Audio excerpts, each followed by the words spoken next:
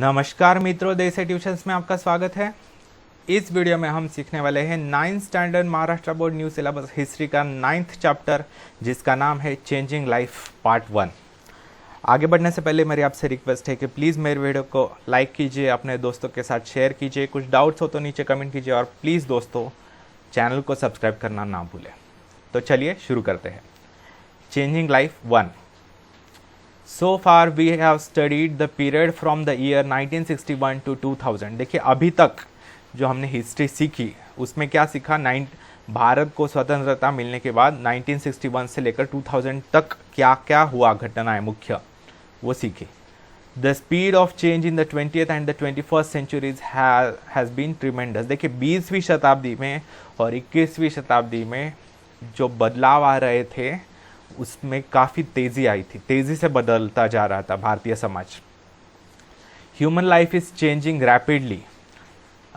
Things which we could not have even imagined earlier are now a part of reality. 21वीं शताब्दी में बहुत सी चीज़ें ऐसी आ चुकी है जिसका पहले हम कल्पना भी नहीं कर सकते।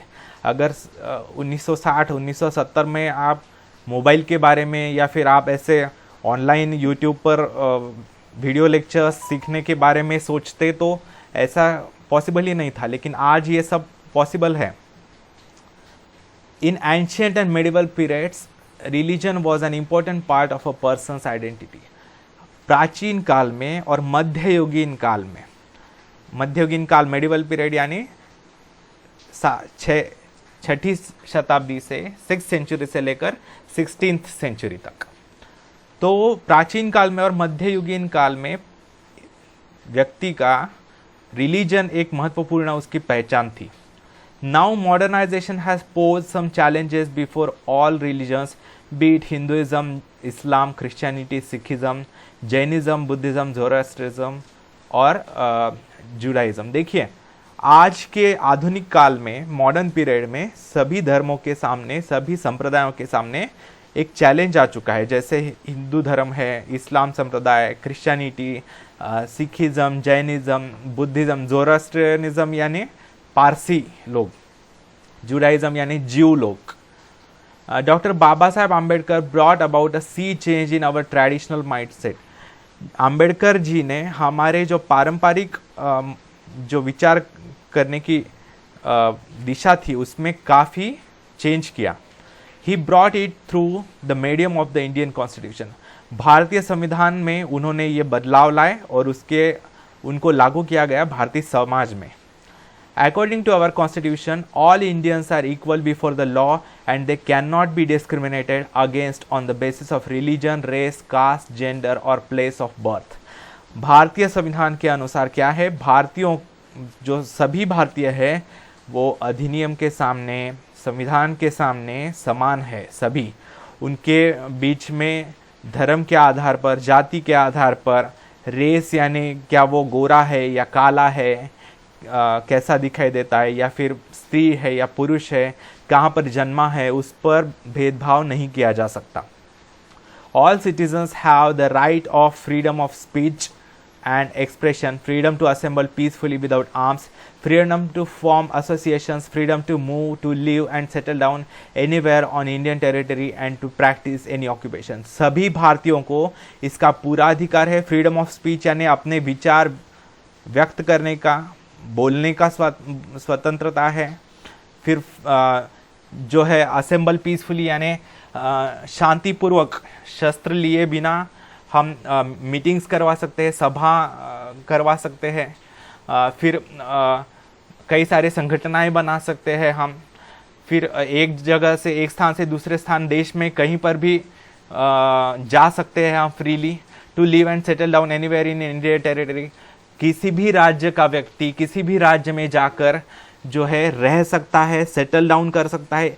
एक्चुअली ये जो था वो 2019 से पहले इतना नहीं था, क्योंकि जम्मू कश्मीर के जो भारतीय लोग थे, बाकी नॉन कश्मीरी लोग, उनको जम्मू कश्मीर में रहना या सेटल होना अलाउड नहीं था।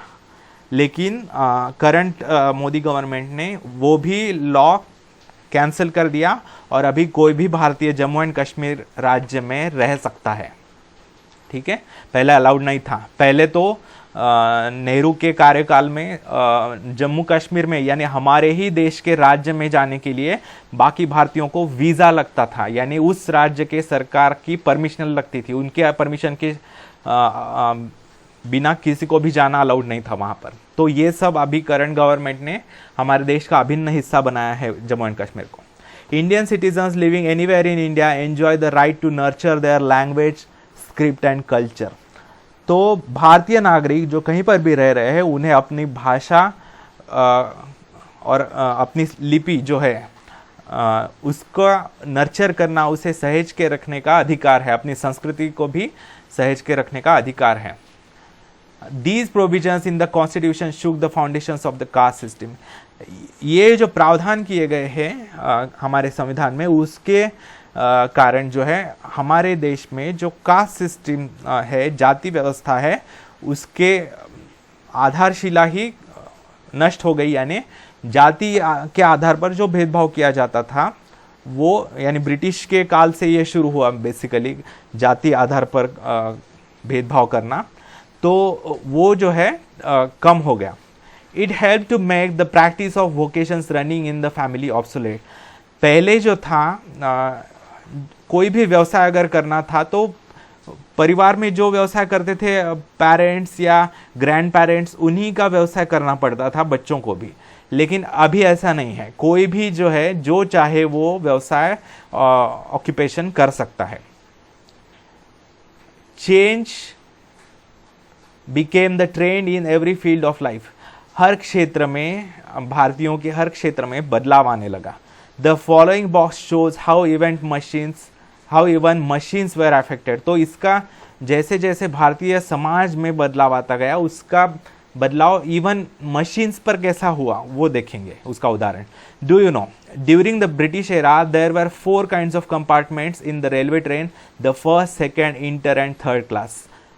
4 तरह के क्लासेस हुआ करते थे रेलवेज में, कंपार्टमेंट्स में। जैसे अभी है ना first class AC, second class AC, फिर नॉर्मल रिजर्वेशन क्लास और जनरल बोगी। तो ऐसा नहीं था पहले 4 थे, the first class, second class, inter class और थर्ड क्लास, ऐसे हुआ करते थे। Nominal facilities for the passengers traveling by third class and the negative attitude towards them was almost a symbol of the Indian social hierarchy।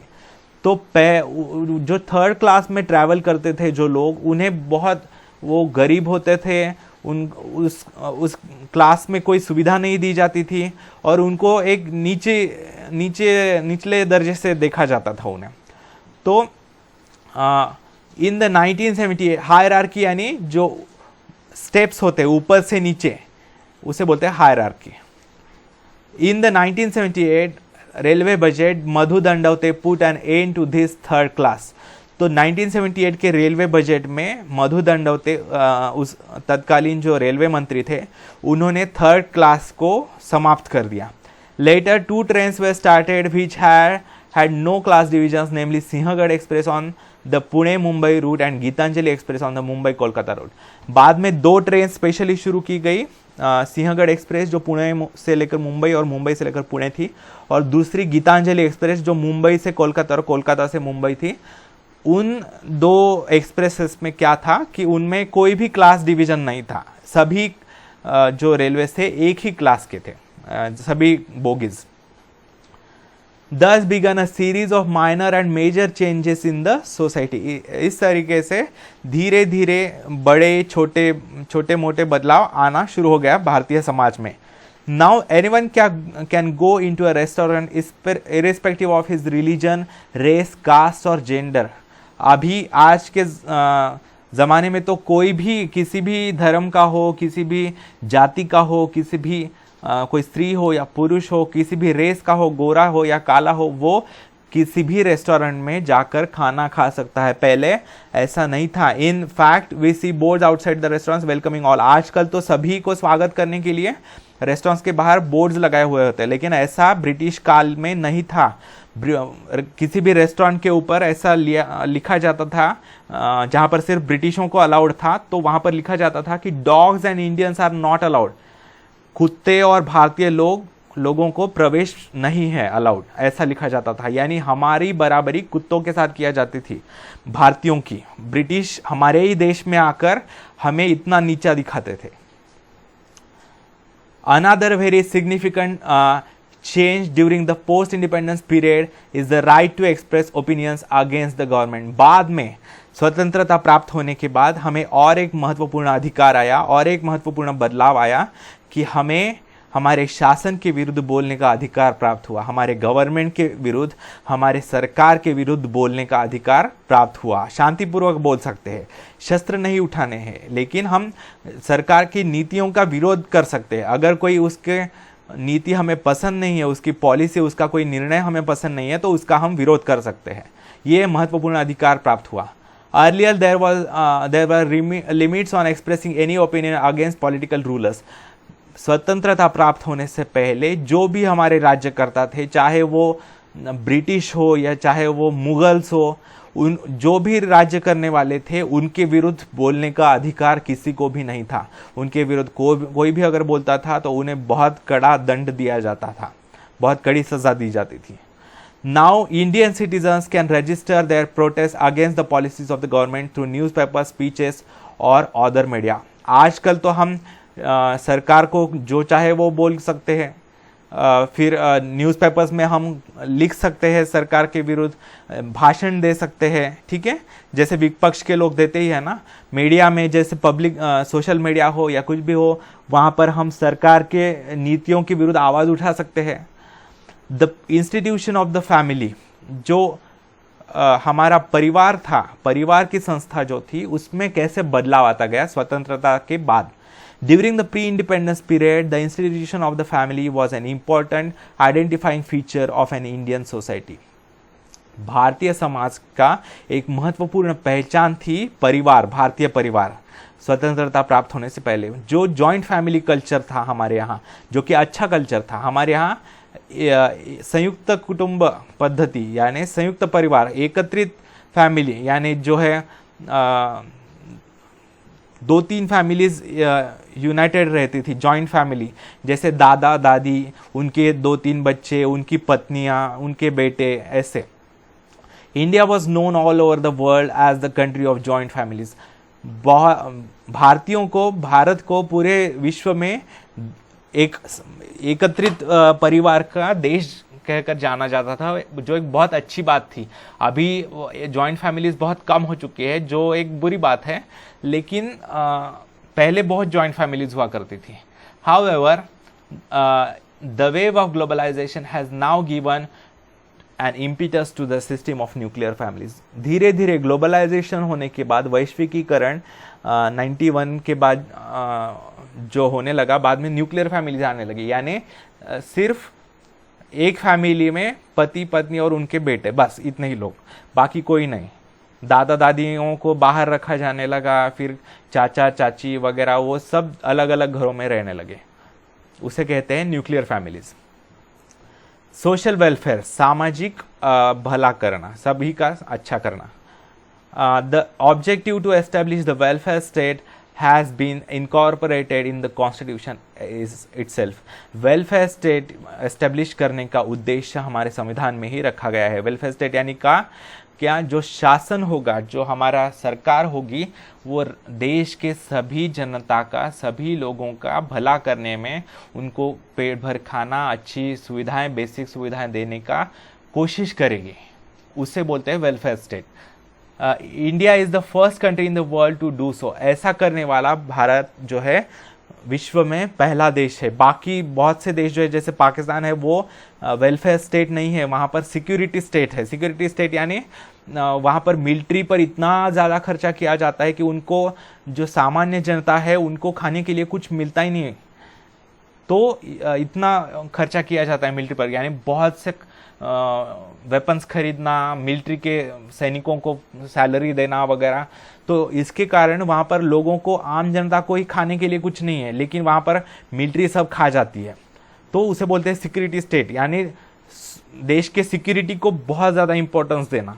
Security important होती है, लेकिन अगर देश, आपके पास अगर कोई कीमती चीज़ है तो उसकी सिक्योरिटी करने में यानी ठीक है ना। अगर आप भीखमंगे हैं, जैसे पाकिस्तान है, आपके पास कुछ नहीं है, फिर भी आप अपना सिक्योरिटी बढ़ा रहे, तो उसका कोई मतलब नहीं है। India is the first country in the world to do so.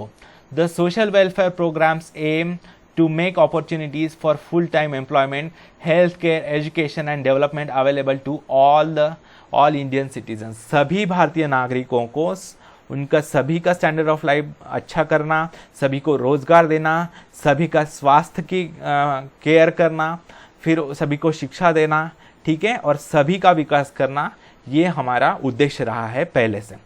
Indian society is riddled with a large scale economic, social, educational and cultural inequalities. हमारे समाज में जब हमें स्वतंत्रता मिली थी तो बहुत असमानता थी। हमारे यहाँ आर्थिक असमानता थी, यानी कुछ लोग बहुत रिच थे, कुछ लोग बहुत गरीब थे। सामाजिक असमानता थी, कुछ नीचे माना जाता था कुछ लोगों को ऊंचा माना जाता था। एजुकेशन में बहुत इनइक्वालिटी थी, कुछ लोग बहुत एजुकेटेड थे लेकिन बहुत से लोग जो थे वो बिल्कुल अनएजुकेटेड थे। कल्चर में बहुत इनइक्वालिटी थी। However, it is necessary that opportunities for development reach women, children, the differently abled, the scheduled castes and tribes as well as other minorities. लेकिन ये सुनिश्चित करना आवश्यक है कि सभी का विकास होना चाहिए, सभी लोगों को अवसर प्राप्त होने चाहिए।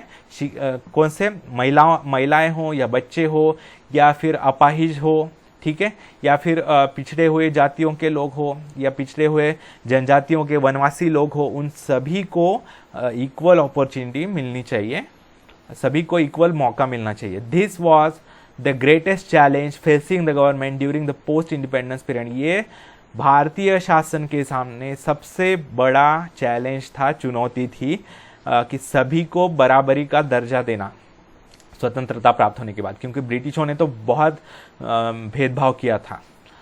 That is why on 14 June 1964 the government of India constituted the ministry of social welfare, जो है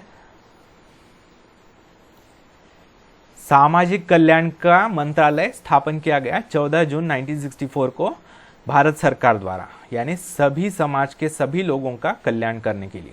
under this ministry various programs are implemented for nutrition and child development, society social security and social protection, women's welfare and development. तो इस मंत्रालय के अंतर्गत क्या किया गया, अलग अलग कार्यक्रम किए गए, जैसे सोशल सिक्योरिटी, सामाजिक सुरक्षा दी गई, जिन्हें असुरक्षित लगता था उन्हें, फिर महिलाओं का कल्याण किया गया, ठीक है, उनका विकास किया गया।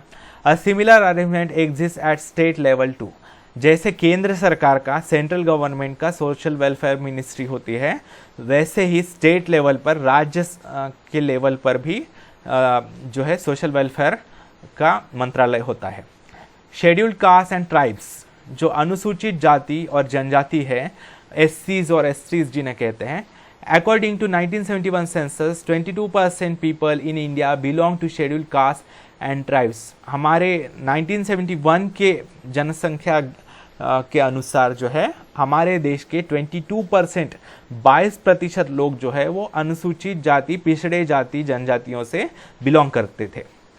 Laws were enacted so that they get educational scholarships and representation in parliament as well as state assemblies। उन्हें जो है स्कॉलरशिप्स दी जाने लगी, शिष्यवृत्ति शिक्षा के लिए।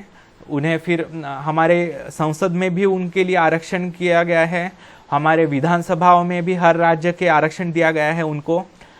सम seats are also reserve for them in government services. उन्हें जो है शासकीय नौकरियों में भी उन्हें कुछ सीट्स रिजर्व रखी गई है।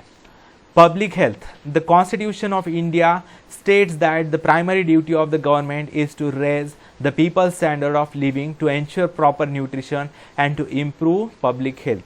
हमारे भारत के संविधान ने ये बताया है कि शासन का, सरकार का ये प्रथम कर्तव्य है कि जो लोग हैं उनका स्टैंडर्ड ऑफ लिविंग, उनका रहने का लेवल बेहतर करना है, उन्हें सभी को पोषण जो है खाना पेट भर खिलाना है, उनका स्वास्थ्य की पर केयर करनी है, ठीक है। The Ministry of Health and Welfare, Social Welfare at the center helps the state governments in this regard. तो जो केंद्र सरकार की जो स्वास्थ्य और समाज कल्याण मंत्रालय है वो जो है राज्य सरकारों को मदद करता है इसके लिए. To make primary health services as well as medical care available to rural people, the tribals and the poor was an objective was the 6th 5-year plan. जैसे कि मैंने बताया 5-5 साल का हम प्लान बनाते थे और उसे इम्प्लीमेंट करते थे. तो जो छठा 5-year प्लान था, 6th 5-year प्लान था, उसमें ये डिसाइड किया गया कि सभी को प्राइमरी हेल्थ केयर यानी बेसिक जो स्वास्थ्य सुविधाएं हैं वो देना, मेडिकल केयर स्वास्थ्य सुविधाएं, इलाज करवाने की सुविधा, हॉस्पिटल्स वगैरह उपलब्ध करवाना, जो गांव के लोग हैं उनको उपलब्ध करवाना, जो वनवासी लोग हैं, जो पिछड़े जातियों के लोग हैं उनको अवेलेबल करवाना, ये सब डिसाइड किया गया. Efforts were made towards helping people maintain good health by giving recognition to Unani, homoeopathy, Ayurveda and naturopathy in addition to allopathy. जो एलोपैथी ट्रीटमेंट है यानी एमबीबीएस जो होते हैं उन डॉक्टरों के अलावा आयुर्वेदिक औषधियाँ, यूनानी, फिर होम्योपैथी, ये अलग अलग औषधियों के चिकित्सा के प्रकार है. तो उन सभी को रिकॉग्निशन यानी सरकारी मान्यता दी गई. पहले ब्रिटिशों के ज़माने में ये अलाउड नहीं था, आयुर्वेद वगैरह इलीगल था. Progress in the medical field has made the life of Indians relatively free of health concerns. हमने आरोग्य क्षेत्र में, स्वास्थ्य क्षेत्र में बहुत विकास किया है. उसके कारण भारतीयों का जो हेल्थ है वो काफ़ी बेहतर हो चुका है. उनकी स्वास्थ्य से रिलेटेड जो समस्याएं हैं वो भी सॉल्व हो रही है. In 1962 the first successful open heart surgery was performed under the leadership of doctor N Gopinath at Christian medical college hospital at Vellore in Tamil Nadu. 1962 में पहली बार ओपन हार्ट सर्जरी की गई. किसने की? डॉक्टर एन गोपीनाथ ने क्रिश्चियन मेडिकल कॉलेज हॉस्पिटल में वेल्लोर में तमिलनाडु में. ठीक है, पहली बार भारत में. Hence, it is no longer necessary to go abroad for such treatment. तो बाद में तो अभी तो ये सर्जरी करवाने के लिए बाहरी देशों में जाने की कोई आवश्यकता नहीं है. बाहर से एक्चुअली बहुत से लोग आते हैं हमारे देश में इलाज करवाने के लिए. Similarly, the invention of the Jaipur foot has transformed the lives of the disabled in India. और जयपुर फुट यानी जिनको पैर नहीं होता, किसी एक्सीडेंट में टूट गया वगैरह, कट जाता है पैर, तो उन्हें जयपुर फुट, ये वुडन लकड़ी का पैर बनाकर बिठाया जाता है, तो उसे बोलते हैं Jaipur foot. Before 1968, if a person lost a leg in an accident, he had to suffer for the rest of his life. 1968 से पहले अगर किसी व्यक्ति का एक्सीडेंट हो जाता था तो उसे पूरे जीवन भर उसे बिना हाथ पैर के रहना पड़ता था. In order to remedy the situation, Dr. Pramod Sethi designed and manufactured artificial limbs, noses and ears with the help of the skilled craftsman Ramchandra Sharma. लेकिन 1968 में इस समस्या को जूझने के लिए डॉक्टर प्रमोद सेठी ने आर्टिफिशियल लिम्स यानी लकड़ी के हाथ, पैर, नाक, कान बनाए. किन की मदद से? ये जो कारपेंटर थे रामचंद्र शर्मा, उनकी मदद से. The artificial body parts manufactured with the help of the Jaipur foot technology have made it easy for the differently able to walk barefoot on rough surfaces, run, go cycling, work in the fields, climb trees and even climb mountains, etc. ये जो है artificial पैर बिठाने के कारण क्या होता है, जयपुर फुट जिसे कहते हैं, वो बिठाने के बाद वो लकड़ी का होने के कारण चप्पल पहने बिना जो है रफ सरफेसेस पर चला जा सकता है, भागा जा सकता है, साइकिलिंग की जा सकती है, खेतों में काम किया जा सकता है, पेड़ों पर चढ़ा जा सकता है और पर्वतों पर भी चढ़ा जा सकता है. They save on the expenses on shoes as there is no need for footwear on these artificial limbs. तो इन लकड़ी के पैरों पर तो शूज पहनने की आवश्यकता नहीं होती, इसके कारण जो है उनका शूज या चप्पल्स खरीदने का खर्चा भी बच जाता है. They can bend their legs at the knees and sit cross-legged. तो वो जो है घुटने में से पैर मोड़कर भी बैठ सकते हैं. These feet are also convenient while working in water or wet conditions. ये जो पैर होते हैं जयपुर फुट, वो गीले कंडीशन में या पानी में काम करने के लिए भी अच्छे होते हैं। Kidney transplant, since this surgery can now be performed in India, doctors have succeeded in saving patients' lives. देखिए अभी भारत में किडनी ट्रांसप्लांट यानी अगर किसी की किडनी फेल हो जाती है, बिगड़ जाती है, तो वो निकाल कर नई किडनी बिठाना किसी ने जिसने डोनेट की है उसकी, तो ये सर्जरी पहले नहीं की जाती थी 1971 से पहले, लेकिन बाद में हमारे देश में ये सर्जरी की जाती है। ये बहुत बड़ी अचीवमेंट है, क्योंकि अगर आप सोचे तो हमारा जो नेबरिंग कंट्री है पाकिस्तान, वहाँ पर अभी तक 2020 तक वहाँ पर एक भी किडनी ट्रांसप्लांटेशन का हॉस्पिटल नहीं है। वो सारे भारत में आते हैं, यहाँ पर इलाज करवाते हैं और वहाँ पर जाने के बाद टेररिस्ट छोड़ते हैं हमारे यहाँ। Such surgeries were not so common in India till 1971, but in 1971 it was successfully performed at the Christian Medical College Hospital at Vellore in Tamil Nadu. ये भी सर्जरी किडनी ट्रांसप्लांटेशन की क्रिश्चियन मेडिकल कॉलेज हॉस्पिटल में वेल्लोर में की गई। Doctor Johnny and doctor Mohan Rao transplanted the kidney donated bye a living person into the patients body. तो doctor Johnny और doctor Mohan Rao ने क्या किया, जिस व्यक्ति की किडनी फेल हो चुकी थी वो निकाल कर एक दूसरे व्यक्ति ने जिसने किडनी डोनेट की है वो बिठाई गई उस व्यक्ति के बॉडी में। Nowadays patients from underdeveloped countries come to India for such surgeries. बहुत से अविकसित देशों से भी हमारे देश में ये सर्जरीज करवाने के लिए पेशेंट्स आते हैं। Test tube baby, right from early times having a baby is considered to be of utmost importance in the Indian family system. शुरू से ही हमारे देश में जो है, हमारे देश के परिवार में बच्चा होना एक बहुत बड़ी बात मानी जाती है, उसे परमेश्वर का आशीर्वाद माना जाता है। तो the support of test tube baby technology has been available to childless couples since 1978। हमारे देश में जिन कपल्स को बच्चे नहीं हो पाते हैं कुछ समस्याओं के कारण, उन्हें बच्चा होने के लिए 1978 से टेस्ट ट्यूब बेबी की टेक्निक शुरू की गई है, टेक्नोलॉजी शुरू की गई है। अभी ये टेस्ट ट्यूब बेबी क्या होता है ये आपको नेक्स्ट 10th स्टैंडर्ड में पता चलेगा, साइंस 2 में। It was under the supervision of Dr. Subhash Mukhopadhyay that the experiment of the test tube baby was successfully carried out at Kolkata. Kolkata में सबसे पहले हमारे यहाँ टेस्ट ट्यूब बेबी पैदा करवाया गया डॉक्टर सुभाष मुखोपाध्याय जो थे उन डॉक्टर द्वारा। This was the first successful attempt at artificial conception. Conception यानी union of male and female gamete. Male and female gamete के जो union होता है उसे बोलते हैं conception. जो नेचुरल कंसेप्शन होता है उसके अलावा आर्टिफिशियल लैबोरेटरी में मेल एंड फीमेल गैमेट का यूनियन करवा के टेस्ट ट्यूब बेबी पैदा की जाती है। A girl name Durga was born, उससे जो पहली टेस्ट ट्यूब बेबी पैदा हुई थी हमारे देश में उस बच्ची का नाम था Durga. This technology help to solve the problem of childless couples who wanted children. इससे जिनको पति पत्नियों को बच्चे होने में कठिनाई होती थी उनको बच्चे होना आसान हो गया। Immunization. Before 1978, every year 6 Indian infants out of every 10 who were born faced fatal health problems in the very first year of their birth. 1978 से पहले क्या समस्या थी? नियरली 60% बच्चों को पहले साल में ही पैदा होने के बाद पहले साल तक बहुत जानलेवा बीमारियों से जूझना पड़ता था, बहुत खतरनाक बीमारियां होती थी उन्हें। 60% बच्चों को, यानी 10 में से 6 बच्चे यानी 60%। The immunization program was taken up to overcome the threat of polio, measles, tetanus, TB, diphtheria and whooping cough. तो ये जो बीमारियां हैं, गंभीर बीमारियां जैसे पोलियो हो, टिटानस हो, मीजल्स हो, ट्यूबरकुलोसिस वगैरह हो, तो इन सब को क्योर करने के लिए, मतलब ना हो ये बीमारियां ना हो, इसके लिए इम्यूनाइजेशन यानी पहले ही वैक्सीन देना शुरू किया।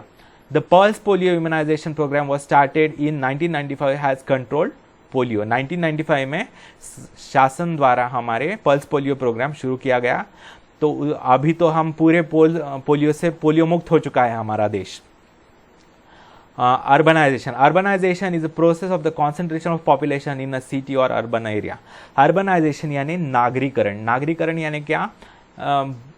बहुत से लोगों का शहरों में बसना, शहरीकरण, नगरों में बसना बड़े बड़े, और नगरों की साइज बढ़ते जाना। गांव से लोग माइग्रेट करके शहरों में आते हैं और शहरों की साइज बढ़ते जाती है, उसे बोलते हैं urbanization. Increasing population is one major reason for urbanization. Urbanization, नगरों की, शहरों की पॉपुलेशन बढ़ने का कारण ये भी था कि हमारे देश की ही पॉपुलेशन बढ़ रही थी। A few other factors affecting urbanization are air, water and economic as well as social organizations necessary for community life. दूसरे भी कारण क्या थे, जैसे वहाँ पर पानी की सुविधा अच्छी थी शहरों में, उन आर्थिक स्तर उनका बेहतर था, वहाँ पर पैसे कमाने के अवसर अधिक थे, अभी भी है, इसके कारण शहरों में ज़्यादा लोग रहने आते हैं गांव से। In the context of post-independence India, the increase in urban population is also due to factors such as reduction in the mortality rate, industrialization, unavailability of means of livelihood in villages, rural areas, job opportunities in cities and the resulting migration.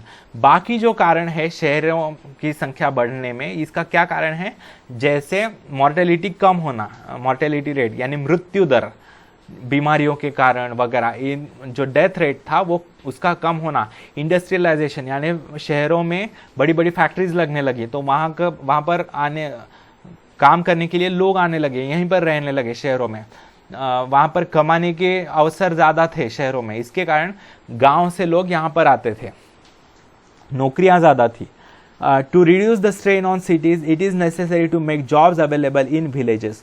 तो शहरों पर इसके कारण तनाव आने लगा, उन पर जो सुविधाएं हैं, ट्रैफिक जाम्स या पानी की कमी, ऐसे प्रॉब्लम्स आने लगे। अगर ये सॉल्व करना है तो हमें गांव में ही रोजगार उपलब्ध करवाना होगा लोगों को। Achieve a balance in economic development, control the expansion of metros and provide necessary services and facilities in both the urban as well as rural areas. अगर शहरों पर हमें तनाव कम करना है, बहुत तनाव आ रहा है, अभी तो देखिए ट्रैफिक जाम्स होते हैं शहरों में, बहुत पानी की कमी होती है, कई बार पोल्यूशन बहुत होता है, तो इसके कारण गांव में ही उन्हें रोजगार उपलब्ध करवाना, फिर उन्हें वहीं पर रहने की अच्छी सुविधाएं देना, अगर ये करेंगे तो गांव से शहरों में आने वाले लोग कम होंगे। Rural area, a village is a permanent settlement of farmers near the land by they themselves deal either individually or collectively. Village क्या होता है, गांव किसे कहते हैं, तो किसान होते हैं वहां पर मुख्यतः, तो किसान जो रहते हैं अपने खेती के जमीन के पास, वहां पर खेती करते हैं, टिलिंग यानी जमीन का उपजाऊ करना, खेती करना, या तो अकेले करते हैं या मिलकर करते हैं, वहां पर खेती के पास जो घर होते हैं वो सब घर मिलाकर गांव बनता है। Villages came into existence when farming began. जो खेती शुरू करने के बाद गांव अस्तित्व में आए। पहले जो थे, खेती का इन्वेंशन होने से पहले, फार्मिंग का इन्वेंशन होने से पहले लोग जो थे, जो बहुत पुरातन लोग थे, वो हंटिंग करते थे, शिकार करके खाना प्राप्त करते थे। लेकिन सबसे पहले खेती की खोज भारत ने की है, भारतीय लोगों ने। उसके बाद उसके कारण भारतीयों ने ही सबसे पहले शहर बसाए हैं, नगर बसाए हैं बड़े बड़े, जैसे हड़प्पा हो, मोहनजोदाड़ो हो, ये जो है ये शहर बसाए गए भारतीयों द्वारा सबसे पहले। ऐसे वो गांव अस्तित्व में आए। Villages in India are thinly populated. Bharat के जो गांव है वो कम पॉपुलेशन होती है वहां पर। A dense cluster of houses surrounded by farm land is a unique feature of Indian village. हमारे भारतीय गांव की विशेषता क्या है, तो खेती की बहुत जमीन होती है और उसके पास घरों का एक छोटा सा जमावड़ा होता है। A settlement smaller than even a village is called Hamlet. गांव से भी छोटा जो होता है उसे पाड़ा बोलते हैं मराठी में, खेड़ा म्हणतात, तो वो उसे हैमलेट बोलते हैं ब्रिटिश इंग्लिश में। Compared to the urban community, the village community is very small. शहरों के मुकाबले में गांव का समाज बहुत छोटा होता है। Villages are not uniform across India. There are differences based on regional and physical features. हमारे देश में गांव जो है सभी स्थानों पर इक्वली डिस्ट्रीब्यूटेड नहीं है। कहीं पर बहुत गांव हैं जहाँ पर उपजाऊ ज़मीन है, जैसे उत्तर प्रदेश हो या बिहार हो, वहाँ पर नदियाँ हैं बहुत सी, तो वहाँ पर बहुत गांव हैं बसे हुए। लेकिन कहीं पर बहुत कम गांव हैं, बहुत कम लोग रहते हैं, जैसे कश्मीर हो या लद्दाख हो या नॉर्थ ईस्ट इंडिया हो, वहाँ पर बहुत पर्वत है, बहुत एडवर्स कंडीशन होते हैं रहने के लिए, तो वहाँ पर बहुत कम गांव हैं। पोस्ट इंडिपेंडेंस पीरियड, स्वतंत्रता मिलने के बाद, keeping in mind the goal of rural development, the collective development scheme has come into force. गांव का विकास ध्यान में रखते हुए सभी का विकास करना, चाहे वो शहर हो या गांव हो, उनका विकास करने की कल्पना सामने आई। Plans were made for improving farming technology, increasing the area of irrigated land, extending educational facilities, enacting the laws for the land reform under this scheme। उस स्कीम के अंदर क्या हुआ, फार्मिंग टेक्नोलॉजी को इम्प्रूव करना, यानी आधुनिक तकनीक से खेती करना। जैसे पहले बैल के यूज से करते थे, बाद में अभी ट्रैक्टर्स के यूज से किया जाता है। फिर इरिगेटेड लैंड यानी पानी का सप्लाई बढ़ाना, जैसे बारिश पर डिपेंडेंसी कम करना खेती की, जैसे डैम्स बनाना, बांध बनाना, वेल्स, कुएं खोदना, ठीक है, बोरवेल्स खोदना। फिर एजुकेशनल फैसिलिटीज़ का फैलाव करना, सभी गांवों में जो है स्कूल व कॉलेजेस उपलब्ध करवाना। फिर लॉज बनाना लैंड रिफॉर्म के, यानी स्वतंत्रता मिलने से पहले हमारे यहाँ ज़मींदारी कल्चर थी, यानी एक ही ज़मींदार के अंडर हजार एकड़ की ज़मीन हुआ करती थी।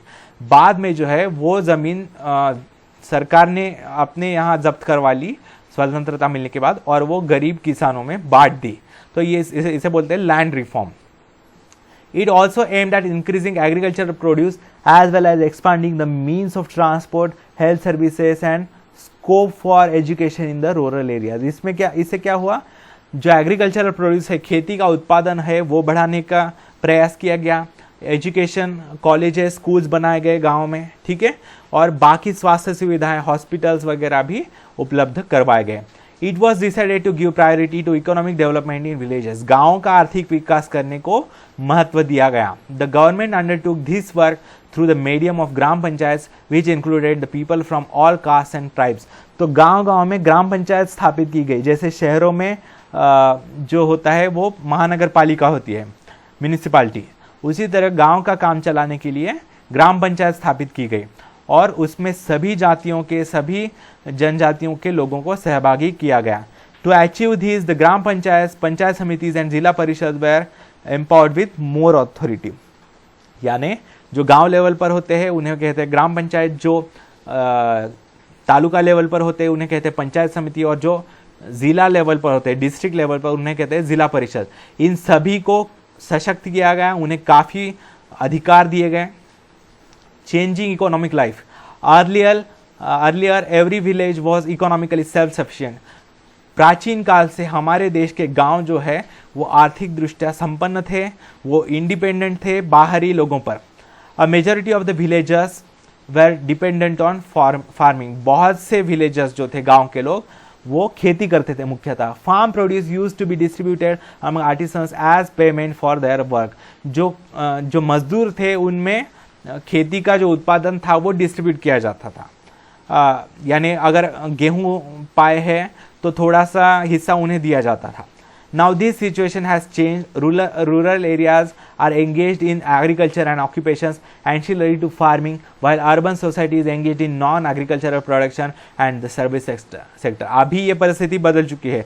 गाँव के लोग जो होते हैं वो खेती करते हैं और खेती से जुड़े हुए व्यवसाय करते हैं, जैसे पशुपालन या दुग्ध उत्पादन, दूध उत्पादन वो करते हैं, दूध बेचना वगैरह। और शहर के जो लोग होते हैं वो जो नॉन एग्रीकल्चर यानी खेती के अलावा जो यानी फैक्ट्रीज में काम करना, सर्विस सेक्टर यानी हॉस्पिटल्स में काम करना, बैंकिंग में काम करना, ये करते हैं। Rural development. In 1961 82% of India's population resided in villages. 1961 में हमारे देश की 82% पॉपुलेशन जो थी वो गांव में रहती थी। इन 1971 द परसेंटेज वाज 80.01।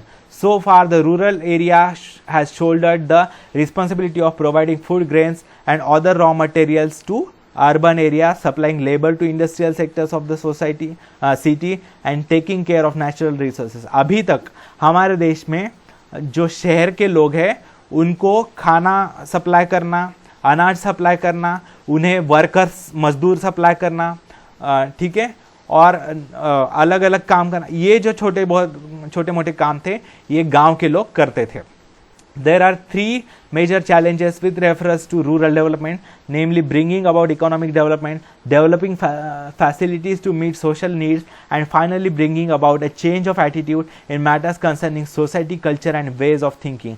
अभी जो है गांव के विकास पर काफ़ी ध्यान दिया जा रहा है, जैसे उनका आर्थिक विकास करना, उनको जो आवश्यकताएं होती है, बेसिक आवश्यकता है जैसे स्वास्थ्य की सुविधाएं, हॉस्पिटल्स वगैरह वो उपलब्ध करवाना, उन्हें शिक्षा की सुविधाएं देना और उनका दृष्टिकोण बदलना, समाज की तरफ जो भेदभाव का दृष्टिकोण है उसे बदलना. It is equally necessary to expedite irrigation projects and bring about land reforms. अभी ये भी आवश्यक है कि सभी तरफ पानी का सप्लाई बढ़ाना चाहिए, जैसे इरिगेशन प्रोजेक्ट्स करना चाहिए, फिर डैम्स बनाने चाहिए. हालांकि हमने स्वतंत्रता मिलने के बाद 5,000 डैम्स बनाए हैं नियरली. लैंड रिफॉर्म्स और करवाना, ठीक है. Social needs and facilities, it is necessary to give priority to facilities for public hygiene and health care. सामाजिक स्वच्छता जैसे पब्लिक प्लेसेस पर कचरा ना फैलाना वगैरह और सामाजिक स्वास्थ्य की केयर करना, वो उसको महत्व देना आवश्यक है. Even today the rural population faces problems related to year round provision of drinking water, toilets, open drainage, narrow roads, inadequate electrification and lack of facilities for medical treatment. अभी तक कुछ गाँव में ऐसी समस्याएं हैं जैसे पीने का पानी उपलब्ध नहीं होता नल से, टॉयलेट्स उपलब्ध नहीं होते, जो पानी होता है वो बाहर ही छोड़ा जाता है, ड्रेनेज की सुविधा नहीं होती, बहुत नैरो यानी जो रोड्स होते हैं वो काफ़ी नैरो होते हैं, बड़े ट्रक वगैरह जा नहीं पाते वहाँ से, लाइट की सुविधा नहीं है. हालांकि अभी इलेक्ट्रिफिकेशन और टॉयलेट्स पिछले 5 वर्षों में 2014 से 2019-20 तक पूरा हमारे देश में 100% टॉयलेट बन चुके हैं अभी, और इलेक्ट्रिफिकेशन भी हो चुका है काफ़ी. There is a lack of good quality educational facilities from primary level to higher education, centers for recreation and libraries. लेकिन गांव में कुछ सुविधाएं कम है, जैसे प्राइमरी एजुकेशन की इंस्टीट्यूशंस जैसे स्कूल कॉलेजेस कम है, फिर सेंटर्स फॉर रिक्रिएशन यानी मनोरंजन की सुविधाएं जैसे मल्टीप्लेक्सेस हो, थिएटर्स हो, ये सुविधाएं कम है, लाइब्रेरीज नहीं है, ग्रंथालय. That is why it is necessary to give special attention to rural areas. तो गांव के एरिया को जो है ज़्यादा ध्यान देने की आवश्यकता है. The collective development scheme has had an important place for the in all the first 5-year plans of the government of India. पहले पंचवार्षिक योजनाओं में, 4 पंचवार्षिक योजनाओं में, यानी पहले 20 वर्ष भारतीय सरकार ने काफ़ी ध्यान दिया था सभी का विकास करने के लिए. The state of Maharashtra registered remarkable achievements under this scheme. Maharashtra राज्य ने काफ़ी बड़े बड़े अचीवमेंट्स प्राप्त किए हैं.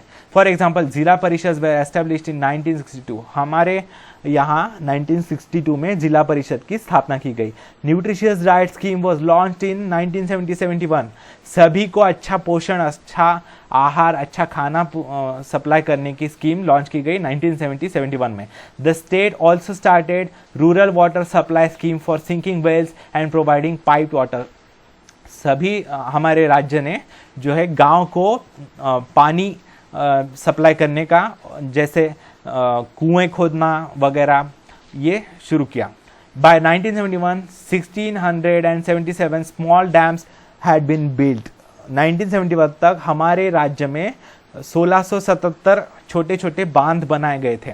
रूरल इलेक्ट्रिफिकेशन, गांव में इलेक्ट्रिसिटी की सुविधा, बिजली पहुंचाना.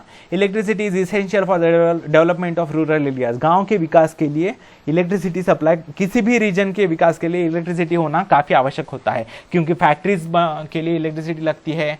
ठीक है.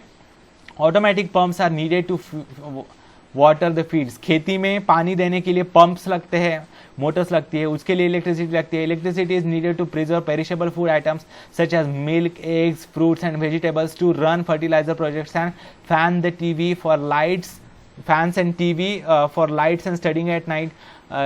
जैसे नाशवंत पदार्थ जो होते हैं, जैसे दूध जल्दी खराब होता है, अंडे, फल, सब्जियां, उसे प्रिजर्व करने के लिए रेफ्रिजरेटर्स लगते हैं, उसके लिए इलेक्ट्रिसिटी लगती है.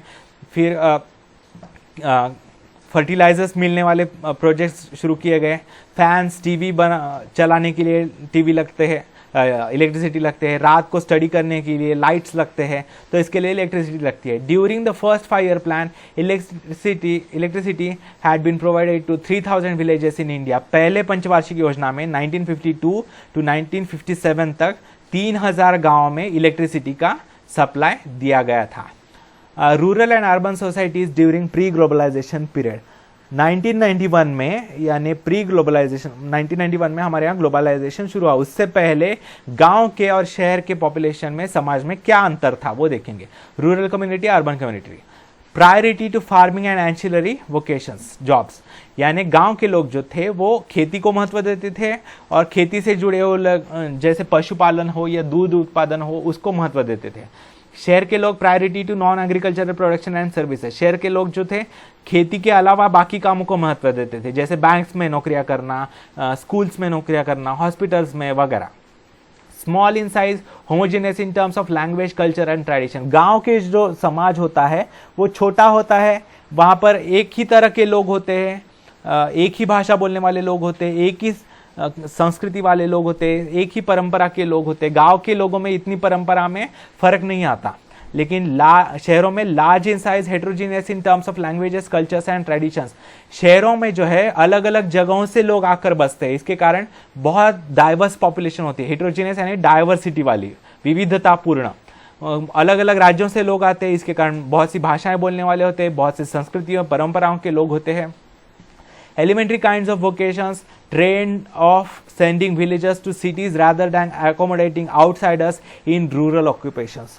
गांव में कैसा कल्चर है, जो पारंपरिक व्यवसाय है जैसे खेती वगैरह वो करना उनका है। फिर बाहर से लोग आने के बजाय गांव से बाहर शहरों में भेजे जाते थे लोग नौकरियों के लिए। Large industries, production for global consumption, accommodating outside, यानी शहरों में बाहर गांव से, बाहरी शहरों से बहुत से लोग आते हैं, बाहरी राज्यों से। फिर ग्लोबल कंजम्पशन यानी पूरे विश्व में जो काम में आती है वस्तुएं जो एक्सपोर्ट की जाती है उसकी ऐसी वस्तुएं बनाना उनका काम था बड़ी बड़ी फैक्ट्रीज में। Large proportion of vocations running in the family, बहुत से व्यवसाय गांव के जो है वो फैमिली ओन्ड होते, यानी परिवार के ओन्ड होते, पारिवारिक व्यवसाय होते हैं। शहरों में less proportion of vocations running in the family, पारिवारिक व्यवसाय जो होते हैं वो काफी कम होते हैं शहरों में, हर कोई अलग व्यवसाय करता है। गांव में priority to the head of the family and to the family as an institution, joint family system, गांव में जॉइंट फैमिली सिस्टम होती है, सब मिलजुल कर रहते हैं और परिवार प्रमुख को काफी महत्व होता है, उसकी बात सभी लोग मानते हैं और परिवार को ही काफी महत्व होता है। लेकिन शहरों में family secondary, priority to individuals, trend towards nuclear families, गांव शहरों में छोटे छोटे फैमिलीज होते हैं, न्यूक्लियर फैमिलीज, व्यक्ति केंद्रित समाज होता है, यानी व्यक्ति को महत्व दिया जाता है, परिवार को बाद में महत्व दिया जाता है। बाय 1973 इट रीच 1,38,646 विलेजेस, जो 1973 में इलेक्ट्रिसिटी जो है 1,38,000 और 646 गांव को सप्लाई की गई। From 1966 it was decided to supply more electricity for pumps and borewells, बाद में 1966 के बाद ये डिसाइड किया गया कि खेती को, किसानों को पंप्स के लिए, बोरवेल्स के लिए ज़्यादा इलेक्ट्रिसिटी सप्लाई की जाएगी और सस्ते में। Rural electrification corporation was established in 1969, गांव में इलेक्ट्रिसिटी सप्लाई करने के लिए एक विशेष प्राधिकरण की स्थापना की गई, कॉर्पोरेशन बोर्ड स्थापन किया गया, जैसे महावितरण है वैसे 1969 में। Societies came into being in the states of Andhra Pradesh, Gujarat, Karnataka, Maharashtra and Uttar Pradesh. Cooperative societies यानी सभी मिलजुल कर रहने वाली कोऑपरेटिव सोसाइटीज जो है सहकार सोसाइटीज होती है, इन राज्यों में अस्तित्व में आई। Industrial development, a village industries planning committee was form to help the development of industry in rural areas, गांव में इंडस्ट्रीज उद्योग विकास करने के लिए, औद्योगिक विकास करने के लिए विलेज इंडस्ट्रीज प्लानिंग कमेटी की स्थापना की गई। By 1972 1,06,000 persons got employment under this scheme। 1972 तक 1,06,000 लोगों को इस कमिटी के अंतर्गत उन्हें रोजगार प्राप्त हुआ। द गवर्नमेंट ऑफ, नौकरियां प्राप्त हुई। The government of Maharashtra has also started residential high schools known as Vidya Niketan in Satara, Aurangabad, Nashik and Chikhaldara.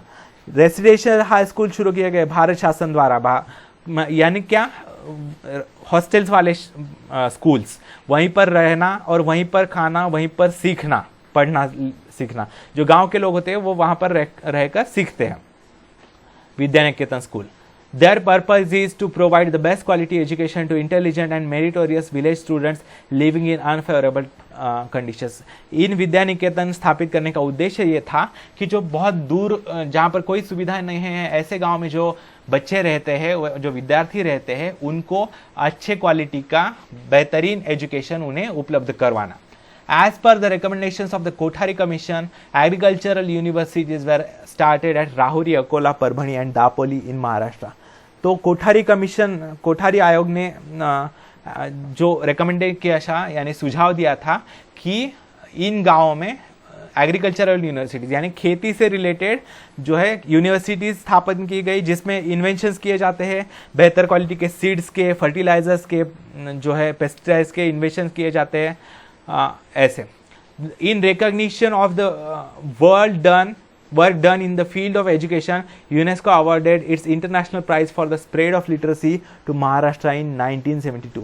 United Nations का अवार्ड मिला है महाराष्ट्र सरकार को 1972 में। उसने महाराष्ट्र सरकार ने 1972 में बहुत अच्छा काम किया था शिक्षा क्षेत्र में, इसके लिए।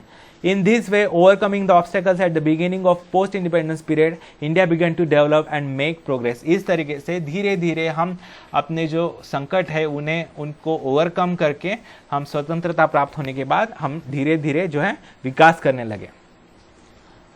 In the next chapter, we shall learn more about the developments in other fields। अगले चैप्टर में हम बाकी क्षेत्रों में जो विकास किया है भारत ने, उस बारे में हम सीखेंगे। तो यहाँ पर यह चैप्टर समाप्त होता है मित्रों। अगर आपको मेरा वीडियो अच्छा लगे तो प्लीज़ मेरे वीडियो को लाइक कीजिए, अपने दोस्तों के साथ भरपूर शेयर कीजिए। कुछ डाउट्स हो तो नीचे कमेंट में पूछिए, और प्लीज़ दोस्तों मेरे चैनल को सब्सक्राइब करना ना भूलें। धन्यवाद दोस्तों, आपका दिन शुभ जाए।